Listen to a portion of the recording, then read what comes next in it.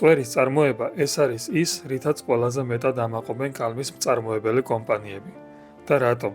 პირველ რიგში იმიტომ, რომ წვერის წარმოების ფუფუნება სულ თითზე ჩამოსათვლელ კომპანიებს აქვთ, ვინაიდან ეს არის უაღრესად კომპლექსური და რთული პროცესი.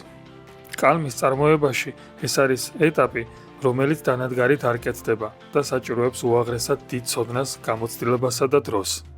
სწორედ ამიტომ, მხოლოდ ერთეულ დიდ ბრენდებს აქვთ წვერის წარმოება, რითაც ორმაგად არიან დაფასებული აღნიშნულ სექტორში. Some calibration, right? Yes. Yeah. One by one. Then we polish the nib, we clean the nib, and we put it at the final stage on the pen. ნახეთ მეგობრებო, როგორი ტესტება.